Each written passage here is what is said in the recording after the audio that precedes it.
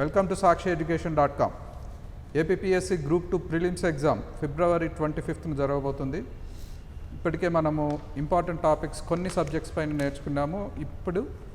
ఇప్పుడు మనతో డాక్టర్ కాకర్ల శ్రీహరి గారు ఉన్నారు, senior most faculty and expert in geography.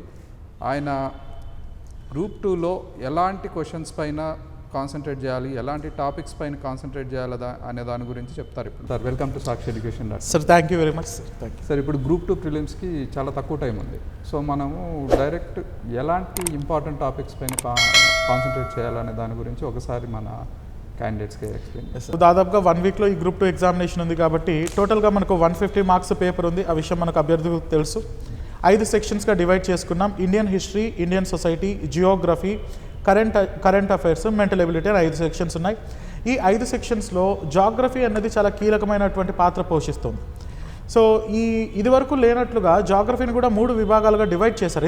ఇంతకుముందు అయితే అంతా కలిపి ఒకటే జనరల్ స్టడీస్లో భాగంగా అడిగేవాళ్ళు. ఇప్పుడు general and physical geography, first unit వచ్చేసి general and physical geography, second unit economic geography, third unit human geography అని 3 మెన్షన్ చేశారు. సరే, ఇదివరకు ఎప్పుడూ హ్యూమన్ జాగ్రఫీ అడిగేవాళ్ళు కాదు.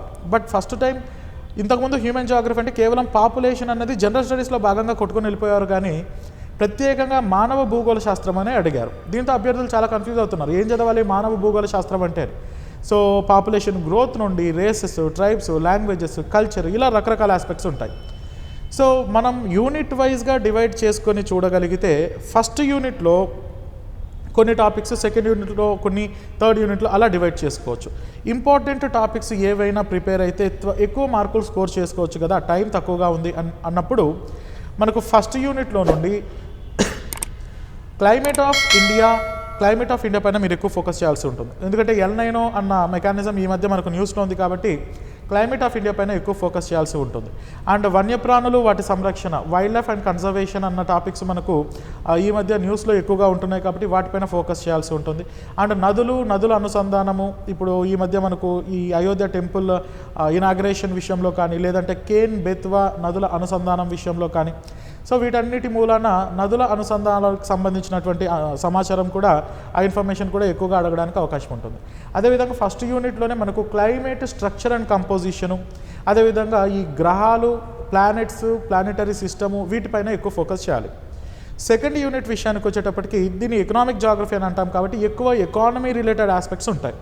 ఉదాహరణకు ఇండియన్ అగ్రికల్చర్ పైన ఎక్కువ ఫోకస్ చేయాల్సి ఉంటుంది. ఇండియన్ అగ్రికల్చర్లో ఈసారి గ్రూప్ 2 ఎగ్జామినేషన్లో ఖచ్చితంగా ఎక్స్పెక్ట్ చేయబోతున్నటువంటి క్వశ్చన్ గ్రీన్ రెవల్యూషన్ పైన వచ్చే అవకాశం ఉంటుంది. ఎందుకంటే మన భారతదేశం ఒకప్పుడు మన పరిస్థితి ఏంటంటే బెగ్గింగ్ బౌల్ అని జాగ్రఫీ లిటరేచర్లో వాడారు. అంటే ఒక్కో దేశం తిరుగుతూ మనము ఆహార ధాన్యాలు దిగుమతి చేసుకునే వాళ్ళమంట.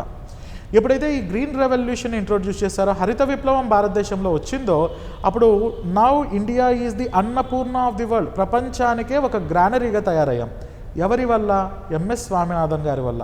ఎంఎస్ స్వామినాథన్ గారు లాస్ట్ ఇయర్ చనిపోవడము, వారికి గుర్తుగా ఆయన గ్రీన్ రెవల్యూషన్కి చేసినటువంటి, హరిత విప్లవానికి చేసినటువంటి ఆ కృషికి గుర్తుగా ఇటీవల గవర్నమెంట్ ఆఫ్ ఇండియా ఆయనకు భారతరత్న ప్రకటించడము, వీటన్నిటి కంటెక్స్ట్లో agriculture of India and more especially green revolution పైన క్వశ్చన్స్ వచ్చే అవకాశం ఉంటుంది. రెండవది కూడా ఎకనామిక్ జాగ్రఫీలో మనం ఎక్కువగా ఇండియన్ జాగ్రఫీలో నుండి Bharatmala Pariyojana, Sagarmala project, national highway development project పైన క్వశ్చన్స్ వస్తాయి. ఈ మధ్య సార్ ఒక మన సాక్షిలో నేను చూశాను, నేను ఫాస్ట్ ట్యాగ్స్ అన్న అది వెళ్ళి ఫాస్ట్ ట్యాగ్స్ని తీసేసి జీపీఎస్ ఎనేబుల్డ్ టోల్ కలెక్షన్స్ని తీసుకొస్తున్నారనమాట. సో అలా national highways authority of India వాళ్ళు దీన్ని సక్సెస్ఫుల్గా చెక్ చేశారు కూడా, త్వరలో ఇది ఇంప్లిమెంటేషన్లోకి రాబోతుంది. సో మన ఈ ఫాస్ట్ ట్యాగ్ అన్న విధానం జీపీఎస్ విధానంలోకి మారుతున్నటువంటి నేపథ్యంలో దీనిపైన కూడా క్వశ్చన్స్ వచ్చే అవకాశం ఉంటుంది. దేనిపైన అంటే నేషనల్ హైవేస్ పైన ఎక్కువగా క్వశ్చన్స్ రావడానికి అవకాశం ఉంటుంది. ఏపీ జాగ్రఫీలో మరి ఆర్థిక భూగోళ శాస్త్రంలో ఏ క్వశ్చన్స్ వస్తాయంటే Visakhapatnam Chennai industrial corridor, Bengaluru Chennai industrial corridor, Visakhapatnam railway zone, వీటిపైన ఎక్కువగా క్వశ్చన్స్ రావడానికి అవకాశం ఉంటుంది. అండ్ థర్డ్ యూనిట్ మానవ భూగోళ శాస్త్రానికి వస్తే జాతులు, రేసెస్ ఇన్ ఇండియా చాలా క్లియర్గా డిఫైన్ చేశారు. ఆర్టికల్ 15 ఆఫ్ ది కాన్స్టిట్యూషన్ మనకి ఏం చెప్తుందో అందరికీ తెలుసు. No discrimination should be shown on the grounds of religion, race, caste, sex or place of birth అని చెప్తుంది. అంటే జాతుల జాతుల పరంగా మనం ఎలాంటి వివక్షను చూపించకూడదని.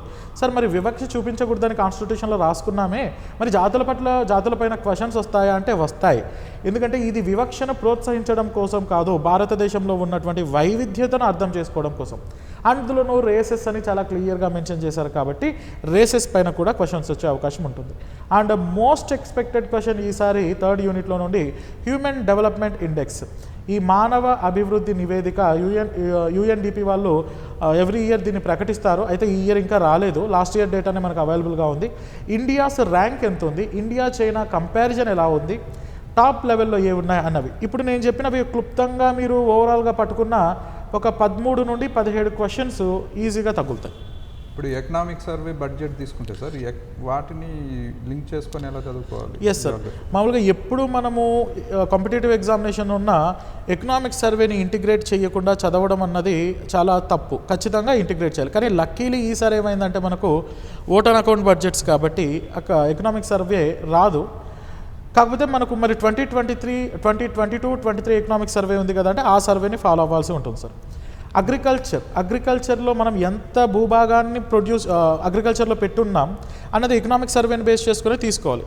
ప్రతిసారి అగ్రికల్చరల్ సెన్సెస్ ఆఫ్ ఇండియా పైన డిపెండ్ అయ్యి డేటాను కలెక్ట్ చేసుకోలేం.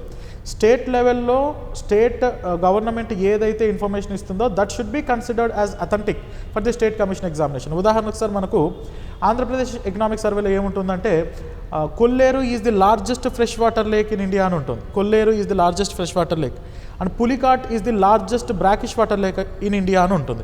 కానీ వాస్తవంగా జాగ్రఫీ లిటరేచర్లో ఏముంటుందంటే భారతదేశంలో అతిపెద్ద సమలవనీయ సరస్సు అంటే బ్రాకిష్ వాటర్ లేక్ చిల్కా అని ఉంటుంది. కానీ మన ఏపీ ఎకనామిక్ సర్వేలో పులికాట్ అని మెన్షన్ చేశారు. So you have to consider that, ఎందుకంటే economic survey is the authentic document of various ministries and departments కలిసి చేస్తారు కాబట్టి స్టేట్ కమిషన్ ఎగ్జామినేషన్స్కి ఇలాంటి ఫ్యాక్ట్స్ చెక్ అన్నది కొంచెం చూసుకోవాల్సి ఉంటుంది. అది ఎలా తెలుస్తుందంటే సింపుల్, ఎకనామిక్ సర్వేని మన గవర్నమెంట్ ఆఫ్ ఆంధ్రప్రదేశ్ వెబ్సైట్లో నుంచి డౌన్లోడ్ చేసుకోండి. మీరు అగ్రికల్చర్ చదువుతున్నప్పుడు అగ్రికల్చర్ యూనిట్ డౌన్లోడ్ చేసుకోండి, ట్రాన్స్పోర్ట్ చదువుతున్నప్పుడు ట్రాన్స్పోర్టేషన్, అలా ఏ టాపిక్ అయితే చదువుతున్నారో ఆ టాపిక్ని డౌన్లోడ్. మొత్తం కొంతమంది చూస్తూ ఉంటాం సార్, మనం స్పైరల్ బుక్ పెట్టుకొని ఎకనామిక్ సర్వే అంతా పెద్ద బుక్ గ్రంథంలాగా ఉంటుంది, దాన్ని చూస్తేనే భయం వేస్తుంది. So whenever you are reading agriculture then only you have to follow download chapter wise, దాన్ని కూడా చాప్టర్ వైజ్గా డౌన్లోడ్ చేసుకోవాలి. Integrate that agriculture related information with your core agriculture topics. అలా చేయడం వలన ఎకనామిక్ సర్వే మీకు సింప్లిఫై అయిపోతుంది, మీ యొక్క కంటెంట్కి ఎన్హాన్స్మెంట్ వస్తుంది, అంటే బాగా ఎన్రిచ్డ్ కంటెంట్ వచ్చేస్తుంది అన్నమాట. సార్ ఇప్పుడు కొత్తగా డిస్ట్రిక్ట్స్ ఫామ్ చేస్తారు ఏపీలో పాత డిస్ట్రిక్ట్స్ కన్సిడర్ చేసి జియోగ్రఫీ క్వశ్చన్స్ వస్తాయా, కొత్త డిస్ట్రిక్ట్స్ కన్సిడర్ చేసి వస్తాయి? ఎస్ సార్, మనకు డిస్ట్రిక్ట్స్ రీఆర్గనైజేషన్ అనేది 2022లోనే జరిగింది కాబట్టి దాదాపు 2 సంవత్సరాలు కంప్లీట్ అయిపోయింది కాబట్టి డిస్ట్రిక్ట్స్ రీఆర్గనైజేషన్ కొత్త జిల్లాలపైనే వస్తాయి. అయితే సార్ ఒక ఇష్యూ ఏముందంటే క్లియర్ కట్ డిస్ట్రిక్ట్స్ రీఆర్గనైజేషన్ తర్వాత ఎప్పుడైనా తెలుగు అకాడమీ బుక్స్ రిలీజ్ అవుతూ ఉంటాయి అన్నమాట. సో అప్డేటెడ్ ఇన్ఫర్మేషన్తో వస్తూ ఉంటుంది. బట్ అన్ఫార్చునేట్లీ కొంచెం డిలే అవ్వడం వలన తెలుగు అకాడమీ అంటే అప్డేటెడ్ ఇన్ఫర్మేషన్తో వచ్చినటువంటి జియోగ్రఫీ బుక్స్ అన్నవి, రెఫరెన్స్ బుక్స్ అన్నవి లేకపోవడం అన్నది ఒక వెలితి ఉంది. అయితే మనకు డిస్ట్రిక్ట్స్ రీఆర్గనైజేషన్కి సంబంధించి మన గవర్నమెంట్ ఆఫ్ ఆంధ్రప్రదేశ్ వెబ్సైట్లో మినిస్ట్రీ ఆఫ్ అడ్వర్టైజ్మెంట్ డిపార్ట్మెంట్ ఆ వెబ్సైట్లో ప్రతి నెల గవర్నమెంట్ ఆఫ్ ఆంధ్రప్రదేశ్ అడ్వర్టైజ్మెంట్కి ఇస్తున్నటువంటి ఆ పోస్టర్లు అన్నీ కూడా నీట్గా దానిలో స్టోర్ చేసి పెట్టారు. నేను డిస్ట్రిక్ట్స్ రీఆర్గనైజేషన్ మెయిన్స్ పర్స్పెక్టివ్లో చెప్పడంలో భాగంగా దాన్ని డౌన్లోడ్ చేసుకున్నాను. అయితే ఆ విధానాలన్నవి చాలా పర్ఫెక్ట్గా గవర్నమెంట్ మెన్షన్ చేసింది. ఎందుకు జిల్లాల పునర్విభజన చేపట్టాలి, ఏ చట్టం ఆధారంగా చేపట్టాలంటే మనకు 1975 ఈ district Andhra Pradesh district formation act ఒకటి ఉంది సార్. దాంట్లో సెక్షన్ 5ని అనుసరించి సెక్షన్ 3 క్లాస్ 5ని అనుసరించి గవర్నర్ గారు రాష్ట్రంలో జిల్లాల విభజనకు సంబంధించి ప్రజలకు నోటిఫై చేయాల్సి ఉంటుంది. అలా నోటిఫై చేసిన తర్వాత సజెషన్స్ తీసుకోవాలి. సో మనకు మీడియా ప్రకారం మనకు ఉన్నటువంటి ఇన్ఫర్మేషన్ ప్రకారం 17,500 సజెషన్స్ వచ్చాయంట. అది కూడా నీట్గా మనకు మెన్షన్ చేశారు. ఎందుకు 26 జిల్లాలను చేశాం అంటే మన ఎలక్షన్ మేనిఫెస్టోలో ఇచ్చినప్పుడు కూడా ప్రతి నియోజకవర్గాన్ని, ఎంపీ నియోజకవర్గాన్ని జిల్లాగా మారుస్తాం. సో దట్ అడ్మినిస్ట్రేటివ్ కన్వీనియన్స్, పరిపాలన సౌలభ్యం పెరుగుతుంది. అండ్ ఇంతకుముందు మనకు ఉండేవి సార్ గవర్నమెంట్ ఆఫీసెస్ అని, ఇప్పుడు గవర్నమెంట్ ఆఫీసెస్ కాదు, గవర్నమెంట్ ఆఫీస్ కాంప్లెక్సెస్. సో ప్రభుత్వ భవనాల సముదాయాలు కనీసం 15 ఎకరాల్లో ప్రభుత్వ భవనాల సముదాయాలు ఏర్పాటు చేయాలన్నది ప్రభుత్వం చాలా ప్రెస్టీజియస్గా పెట్టుకుంది. కాబట్టి గవర్నమెంట్ అంత ప్రెస్టీజియస్గా తీసుకుంది కాబట్టి ఇట్స్ అ ఫ్లాగ్షిప్ ప్రోగ్రామ్. కాబట్టి డిస్ట్రిక్ట్స్ రీఆర్గనైజేషన్ తర్వాత అంటే న్యూ డిస్ట్రిక్ట్స్ పైన ఉన్నటువంటి ఇన్ఫర్మేషన్ బేస్డ్గానే ఎక్కువగా క్వశ్చన్స్ని మనం ఎక్స్పెక్ట్ చేయడానికి అవకాశం ఉంది. ఇప్పుడు డిసాస్టర్ మేనేజ్మెంట్ పైన ఎన్ని క్వశ్చన్స్ ఎక్స్పెక్ట్ చేస్తాం? డిజాస్టర్ మేనేజ్మెంట్ ఇది వరకు అయితే అట్లీస్ట్ ఒక 13 to 15 క్వశ్చన్స్ వచ్చేవి సార్. ఎందుకంటే జనరల్ స్టడీస్లో భాగంగా last topic 13th topic disaster management అని మెన్షన్ చేశారు. అది సపరేట్గా మెన్షన్ చేశారు కాబట్టి more questions are used to be asked from the disaster management. అయితే ఇప్పుడు ఏమైందంటే డిజాస్టర్ మేనేజ్మెంట్ అనేది సపరేట్గా లేదు, జాగ్రఫీలోనే మర్జ్ చేశారు. అది కూడా ఫస్ట్ యూనిట్లో లాస్ట్ పెట్టేశారనమాట. ఫస్ట్ యూనిట్ జాగ్రఫీ 3 యూనిట్స్ ఉన్నాయి కదా. ఫస్ట్ యూనిట్లో జనరల్ అండ్ ఫిజికల్ జియోగ్రఫీ అంటే సాధారణ మరియు భౌతిక భూగోళ శాస్త్రం అనే యూనిట్లో లాస్ట్ జస్ట్ ఒక ట్యాగ్ తగిలించినట్టు అలా తగిలించేశారు. దీంట్లో ఉన్నటువంటి మిగతా సబ్జెక్ట్స్ కనుక చూస్తే మిగతా యూనిట్స్ చాలా ఇంపార్టెంట్ యూనిట్స్. ఈ ఇంపార్టెంట్ యూనిట్స్ని వదిలేసి డిజాస్టర్ మేనేజ్మెంట్ పైన అన్ని క్వశ్చన్స్ వస్తాయా అంటే కష్టం. 3 యూనిట్స్ ఉన్నాయి కాబట్టి ఒక్కో యూనిట్ 3 సెక్షన్స్ ఉన్నాయి కాబట్టి ఒక్కో సెక్షన్కి 10 మార్కులు ఉన్నాయి కాబట్టి 30 మార్కులు అన్నది న్యాయం చేయాల్సి ఉంటుంది. ఎక్కువ డిజాస్టర్ మేనేజ్మెంట్ మీద అడిగితే ఫస్ట్ యూనిట్ అంతా కూడా దానికి వెళ్ళిపోతుంది. కాబట్టి డిజాస్టర్ మేనేజ్మెంట్లో ఎక్కువ క్వశ్చన్స్ రాకపోవచ్చు. ఒకవేళ వచ్చినా డిజాస్టర్స్ పైన కంటే కూడా ఎక్కువ స్ట్రెస్ డిజాస్టర్ మేనేజ్మెంట్ యాక్ట్ పైన ఉండొచ్చు.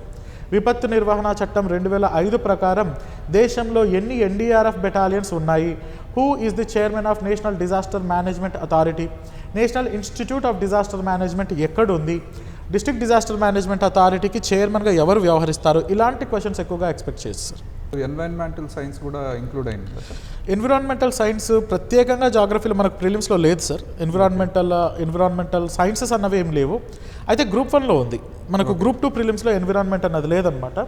ఈ గ్రూప్ 2 మరి పూర్తిగా లేదా అంటే పూర్తిగా లేదని కూడా చెప్పడానికి సాధ్యం కాదు. Wild life forest and wild life conservation ఏదైతే మనము ఇండియన్ జాగ్రఫీలో చదువుతామో మనకు తెలియకుండానే ఆటోమేటిక్గా ఎన్విరాన్మెంట్లో ఒక 30 to 40% పోర్షన్ మనం కవర్ చేసినట్లే. Core environmental science like ecology, food chain and manage this acts, Rio earth summit, United nations framework convention on climate change and Montreal protocol ఇలాంటి core environmental issues లేకపోయినా కొంచెం ఓవర్లాపింగ్తో చదవాల్సి ఉంటుంది, చదవాలి కూడా సార్. ఓకే, ఇప్పటి నుంచి మనము ఎన్ని గంటలు జాగ్రఫీ పైన కాన్సన్ట్రేట్ చేయాలంటే సార్ మనకు 1 వీక్ టైం ఉంది ఎగ్జాక్ట్గా. సో ఒక్కో రోజు ఒక్కొక్క సబ్జెక్టుకు పెట్టుకున్నా ఇంకొక 2 రోజులు మిగులుతుంది. కాబట్టి నా అంచనా ప్రకారం నా సజెషన్ ఏంటంటే గివ్ 4 hours ఎవ్రీడే, ఒక 4 గంటలు జియోగ్రఫీకి పెట్టండి. అది కూడా ఏంటంటే మీరు ఇదివరకు చదవనటువంటి కొత్త టాపిక్ని దయచేసి చదవమాకండి. Please don't go to the new topics or don't go to the new material and all. ఏదైతే మీరు ఇప్పటికే ప్రిపేర్ అయి ఉన్నారో వాటిని కాస్త రివిజన్ పట్టండి. మళ్ళీ కొత్త కాన్సెప్ట్స్ నేర్చుకోవడం ఇలాంటివి ఏమి ఉండకూడదు. సో రోజుకొక 3 గంటలు లేదా 4 గంటలు 3 గంటలు పెట్టుకోండి డీసెంట్గా. 3 into 7 3 7 21. ఈ 21 అవర్స్లో మీరు జాగ్రఫీ 2 సార్లు రివైజ్ చేయొచ్చు. పర్ఫెక్ట్గా మీరు షార్ట్ నోట్స్ కనుక ప్రిపేర్ చేసుకుని ఉన్నట్లయితే మీరు ఈ 21 గంటల్లో దాదాపుగా ఒక 2 times రివైజ్ చేసుకోవచ్చు. నేను చెప్పినటువంటి టాపిక్స్ పైన ఎక్కువ స్ట్రెస్ పెట్టి మీరు రివిజన్ కనుక చేసుకుంటే జాగ్రఫీ అన్నది ఎగ్జామ్ పోయే ముందు రోజు అంటే సాటర్డే మధ్యాహ్నం నుండి యూ స్టాప్ యువర్ ప్రిపరేషన్. ఆదివారం పరీక్ష ఉంది కాబట్టి సాటర్డేనే కొంతమంది ఫ్రైడే కూడా బయలుదేరి వెళ్ళిపోతూ ఉంటారు హైదరాబాద్ నుండి ఉన్నటువంటి అభ్యర్థులు అయితే దాదాపుగా. సో కాబట్టి సాటర్డే నుండి మనకు ప్రిపరేషన్ ఆగిపోయింది అని అనుకున్న ఫ్రైడే వరకు కూర్చున్నా మీకు దాదాపుగా ఒక 16 to 18 hours మీకు జాగ్రఫీకి కేటాయించడానికి అవకాశం ఉంటుంది. సో క్లుప్తంగా దాన్ని రివైజ్ చేసుకుంటూ వెళ్ళిపోండి. కొత్త టాపిక్స్ చదవద్దండి. అలా రోజుకు ఒక 3 hours పెట్టుకుంటే that will be adequate. Practice test ఎంతవరకు ఉపయోగపడతాయి సార్? సార్ యాక్చువల్గా ప్రాక్టీస్ టెస్ట్ అన్నది చాలా ఇంపార్టెంట్ సార్. మనకు ఒక గమ్యం లేని ప్రయాణంలాగా ఉండకూడదు కాబట్టి ఎప్పుడైనా సరే నువ్వు నేర్చుకున్నది ఇమీడియట్గా ఆ రోజే టెస్ట్ రూపంలో రాసేసేయాలి. ఇప్పుడు నేను ఏం సజెస్ట్ చేస్తానంటే సార్ ఎప్పుడైనా స్టూడెంట్స్కి ఇదిగో మొదటి 2 గంటలు ఈ సబ్జెక్టు 9 నుంచి 11, 11 నుంచి 1 గంట ఇలా 2 hours చదువుకున్న తర్వాత ఏదైతే నువ్వు 4 subjects into 8 hours చదివావో 9th hour revision చేసుకుని 10th hour ఎగ్జామ్ రాయి. 10 hours రోజుకు 10 గంటలు పెట్టలేమా అంత మంచి ఉద్యోగాల కోసం గవర్నమెంట్ ఈ ఏమంటారు ఖజానా ప్రభుత్వ ఖజానా నుండి డబ్బులు డ్రా చేసుకోవాలంటే అదృష్టం అని అంటూ ఉంటారు. సర్కారీ జాబ్ కొట్టడం అంటే it is not a common thing. మిగతా ఎన్ని ప్రైవేట్ జాబ్స్ చేసినా గవర్నమెంట్ జాబ్ చేయడంలో ఒక సాటిస్ఫాక్షన్ అన్నది ఉంటుంది. మరి అలాంటి సాటిస్ఫాక్షన్ కోసం రోజుకు 10 గంటలు పెట్టలేమా? 10 గంటలు enough, 10 hours are adequate enough. So you rationalize మీ రోజుని నీట్గా ఎలా డివైడ్ చేయగలుగుతారు అన్నది half success.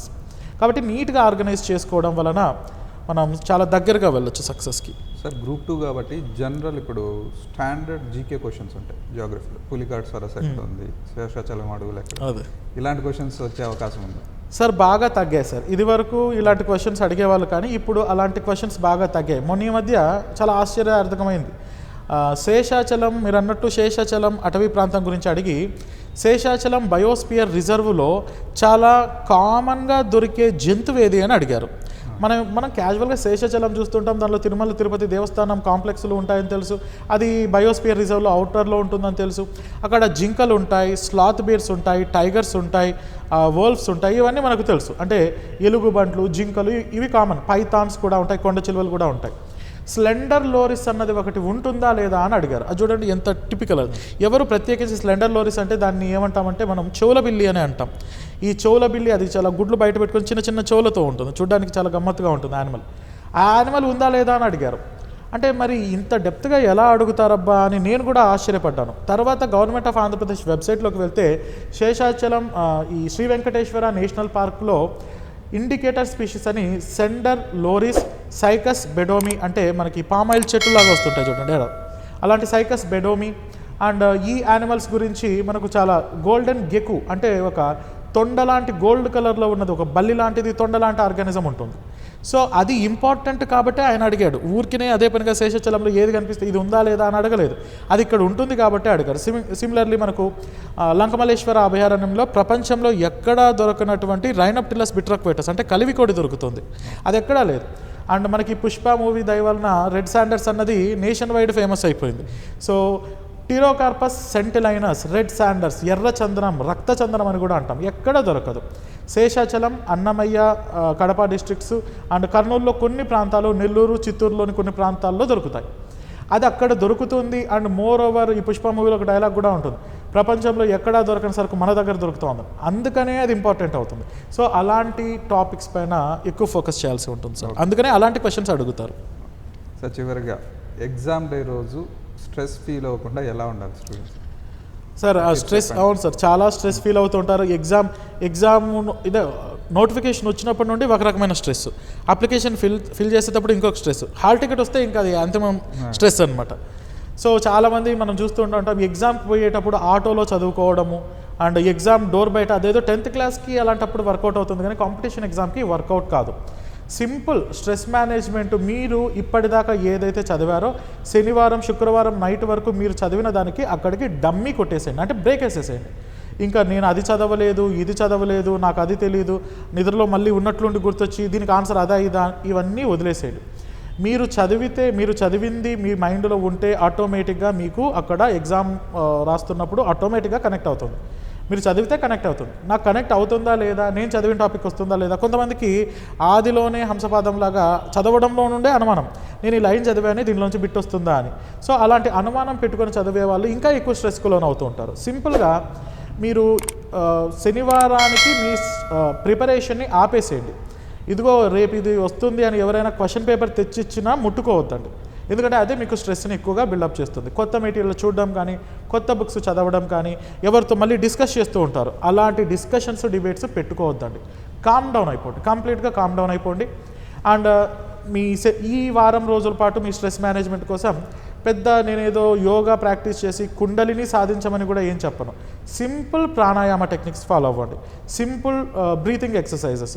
So deep inhalation and exhalation and నాస్ట్రిల్స్లో మనకు తెలుసు కదా ప్రాణాయామం, ఎడమ వైపు నుండి తీసుకొని కుడివైపున వదిలేసి, కుడివైపు నుండి తీసుకొని మళ్ళీ ఒక 5 సెకండ్లు హోల్డ్ చేసి ఎడమ వైపు నుండి వదిలేస్తే ఒక సైకిల్ అనమాట. ఇలాంటి ప్రాణాయామ ప్రతి 2 గంటలకు ఒక 5-6 సైకిల్స్ ప్రాణాయామ చేస్తూ ఉండడం వలన స్ట్రెస్ మేనేజ్మెంట్ అన్నది బాగా తగ్గుతుంది. మీకు బాగా నచ్చినటువంటి సాంగ్స్ పెట్టుకోండి, వినండి. ఏదైనా కామెడీ మూవీస్ లైక్ చేసేవాళ్ళు కొంచెం కామెడీ మూవీస్ పెట్టుకోండి. సో ఇలాంటి చిన్న చిన్న టెక్నిక్స్ అండ్ టిప్స్ ద్వారానే మనల్ని మనం హ్యాండిల్ చేసుకోవాలి. రిమెంబర్, మీరు ఎంత చదివారు, మీరు ఎన్ని రోజులు చదివారు అని కాదు, మీరు ఆ రోజు పర్ఫామ్ చేయగలిగే దాన్ని బేస్ చేసుకునే మన ఫ్యూచర్ అన్నది డిపెండ్ అయి ఉంటుంది. కాబట్టి స్ట్రెస్ని తగ్గించుకుంటేనే మీరు ఎక్కువ సక్సెస్ని పొందుతారు. అది మైండ్లో పెట్టుకోండి. ఆటోమేటిక్గా నేను సక్సెస్ అవ్వాలంటే స్ట్రెస్ ఉండకూడదు అని మీరు మైండ్లో పెట్టుకుంటే మీరు ఆటోమేటిక్గా స్ట్రెస్ని కంట్రోల్ చేసుకోగలుగుతారు. ఆల్రైట్, సో ఈ చిన్న చిన్న టెక్నిక్స్ ద్వారా they can manage stress. Sir, thank you very much sir for your valuable suggestions. Thank you very much sir. Thank you having me in this Sakshi studio.